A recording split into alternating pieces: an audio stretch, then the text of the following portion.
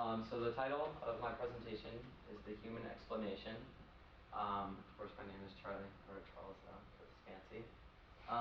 So going on to, you click the first one? Yep, the right-hand button.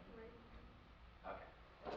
So I also choose Brian Greene as my person for the art as a different kind of cosmic order. And this was an interesting quote that I thought kind of encapsulated his main claim. Art is our most refined means for accessing such truths.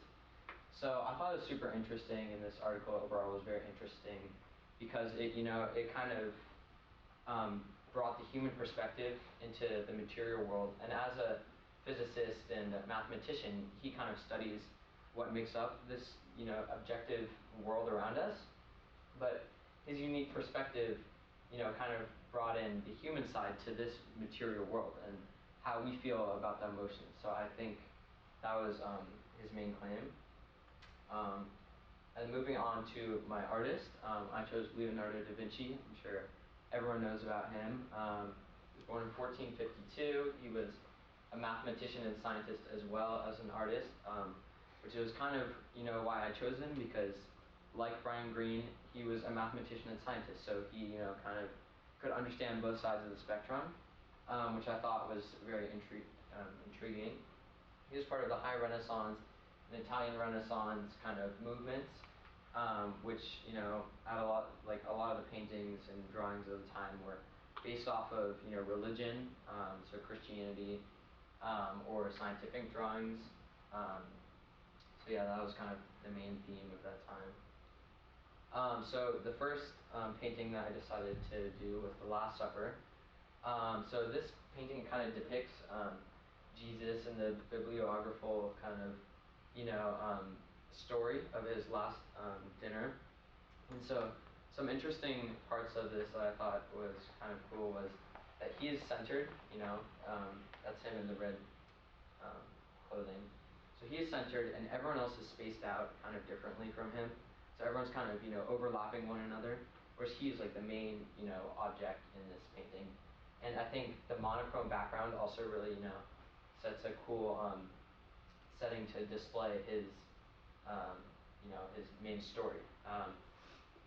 And then also the facial emotions, I thought that was pretty interesting because they're kind of all like in confusion, whereas he is just kind of like at restful, which I thought really like drew attention to the emotions.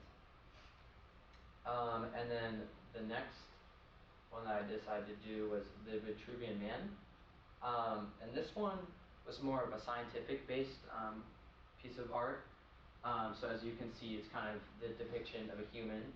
And I guess the most interesting part of this is the four limbs, because humans don't have four limbs. And I think this drawing is very interesting because it kind of sets the precedent for what the standard of what somebody is supposed to look like. And that's actually what it says in the translation. It's kind of like talking about how a man should have 4 inches from his hands to his wrist or whatever like that. So I thought that was pretty interesting.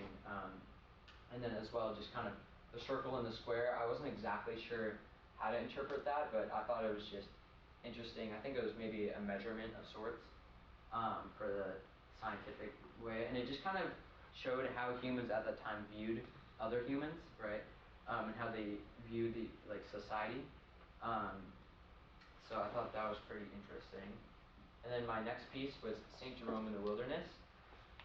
So this was also a religious piece made by Leonardo da Vinci, and it kind of depicted the story of Saint Jerome. I don't know if any of you guys know it, but he was kind of in Jerusalem, and he had a story with a lion who was his companion.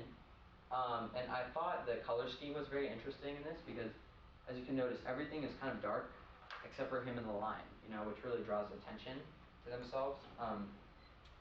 And then his emotion, he just is kind of like, he's almost done, but he keeps going, and he's living with the lion. So I thought that was pretty cool. And that brings me to the end. So why does art really matter? So I think it really matters because it allows for us to understand ourselves and communicate with each other through not like a verbal or specific kind of communication, but by, art, of course, which I think is really important, and it allows us to determine, kind of our perspective in this reality. And I think one reason that religion and art overlap so often is because they're both kind of things that we use to cope with our existence, which I thought was kind of intriguing. So yeah, that's why art matters. All right, thank you, Charlie. Or Charles. Audience, questions? Compliments.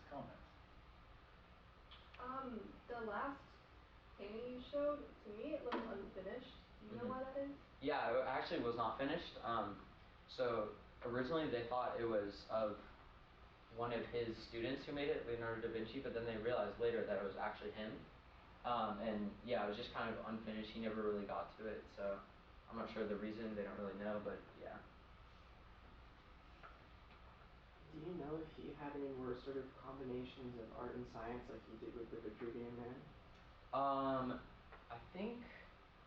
I mean, there's a couple paintings that he does. A lot of them are religiously based. There's like Saint Mary and some other things, but I don't really remember there being like a kind of combination of the two, other than this one. So, yeah. Okay, thank you very much.